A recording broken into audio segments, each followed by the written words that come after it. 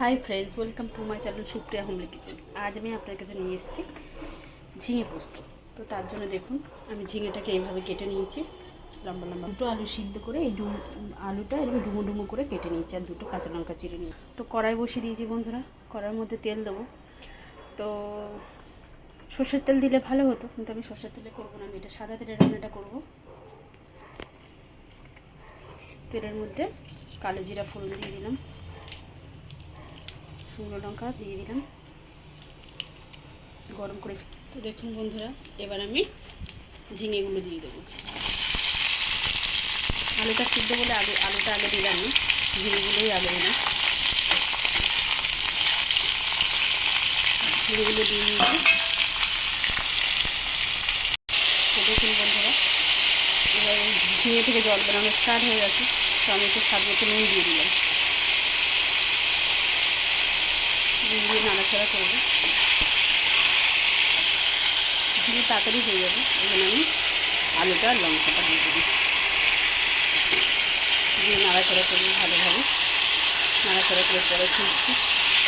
তো বন্ধুরা দেখি, ভালো করে নেড়ে চেড়ে ফিরেছি।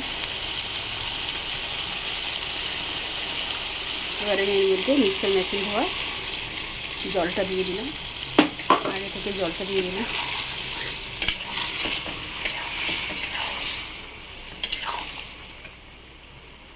জল দিয়ে দিলাম, হলুদ দিয়ে দেবো সামান্য একটু। এমনি পোস্ততে হলুদ না দিলেই টেস্ট, তাও আমি দিয়ে দিলাম। আমার আবার সাদা সাদা তরকারি বাড়ির লোক কতটা খায় না, শুধু সাদা দুধ তরকারি খায়, এছাড়া অন্য কিছু খায় না। দেখি, আমি একটু সামান্য হলুদ দিয়ে দিলাম। এবার আমি পোস্ত পাতাটা দিয়ে দিলাম। তো বন্ধুরা দেখুন, আমি পোস্তটা বেটে রেখেছিলাম, এর সাথে আদা আর একটু কাঁচা লঙ্কা দিয়েছিলাম। তো এই পোস্তটা আমি এবারে দিয়ে দেবো। আদাটা ঠিক করে বাটাও হয়নি, পরিমাণ মতো দিয়ে দেবো, বেশি দেবো না বন্ধুরা।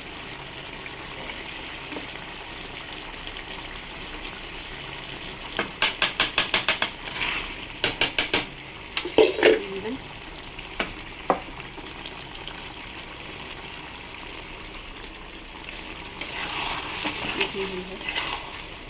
এবারে নাড়াচাড়া করে ঢাকা দেবো। এবার আমি আর কিচ্ছু করবো না, গ্যাসটা আসতে দেবো, দিয়ে এটাকে আলগা আছে হতে দেবো। বন্ধুরা পরে ফিরছি। তো বন্ধুরা দেখুন, এবার আমি এর মধ্যে চিনি দিয়ে দেবো। চিনিটা দিয়ে দিলাম, পরে ফিরছি। তো দেখুন বন্ধুরা, আমার ঝিঙে পোস্ত রেডি হয়ে গেছে। তো আপনারা, আমি একটু মাখামাখাই করবো, একদম শুকনোও চাইলে আপনারা করে নিতে পারেন। তো আপনারা ট্রাই করবেন, ট্রাই করে কমেন্ট সেকশনে কমেন্ট করে আমাকে জানাবেন আমার রান্নাটা কেমন হয়েছে। আর আমার চ্যানেলটা লাইক অ্যান্ড সাবস্ক্রাইব করে দেবেন। Thank you for watching, bye by.